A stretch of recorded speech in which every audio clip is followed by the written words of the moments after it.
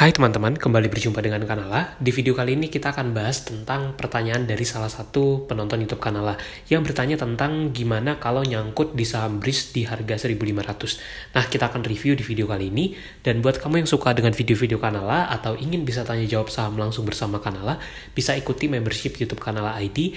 Tinggal klik join di channel ini dan cara detailnya ada di deskripsi video ini ya. Apakah kamu ingin belajar saham langsung bersama Kanala atau ingin tahu deretan saham undervalue dan murah yang potensial di 2023? Nah, kamu bisa ikuti webinar Berburu dan Ngobrol Saham Murah 2023. Inilah materi yang akan kita bahas di sesi webinar tersebut dan kita akan bahas tentang deretan saham-saham murah dan undervalue yang potensial tentunya. Untuk pendaftaran webinar ini, kamu bisa klik link di deskripsi video ini atau WA ke nomor berikut dan sampai jumpa di webinarnya ya. Tentang saham BRIS atau Bank Syariah Indonesia.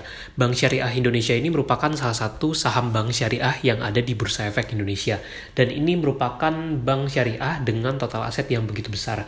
Ketika video ini dibuat, valuasi saham BRIS itu ada di PE ratio sekitar 12 kali dan sejak awal tahun sudah turun lebih dari 31%. Nah, bagaimana kinerjanya dan seperti apa strategi di saham ini? Mari kita review. Ini untuk gambaran kinerja BRIS dalam beberapa tahun terakhir. Di 2020 itu melonjak drastis karena adanya merger antara beberapa bank syariah yang BUMN kemudian disatukan menjadi Bank Syariah Indonesia ini. Nah, kalau kita lihat sampai dengan 2022 pun di 3 kuartal yang sudah berlalu itu net income-nya tumbuh sangat signifikan. Jadi singkatnya secara kinerja BRIS ini makin baik dari tahun ke tahun. Nah, yang kalau kita lihat dari balance sheet-nya untuk total asetnya bahkan sudah mencapai 280 triliun lebih.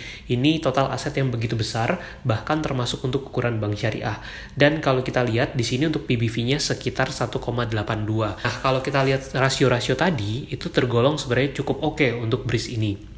Dari sisi profitability pun, untuk net profit marginnya bahkan mencapai 26%.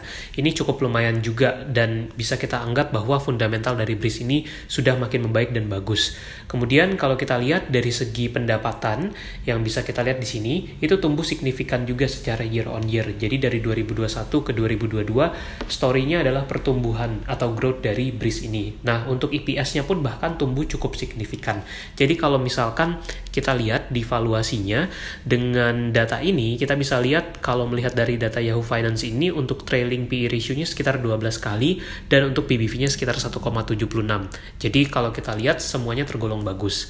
Nah, bagaimana solusi kalau memang sudah nyangkut di saham BRIS ini misalkan di harga 1.500? Kalau menurut Kanala, penurunan harga saham BRIS ini justru menjadi potensi kalau kamu memang yakin dengan fundamental dari saham BRIS ini. Sebagai contoh sudah turun 31% sejak awal tahun tapi kinerjanya membaik.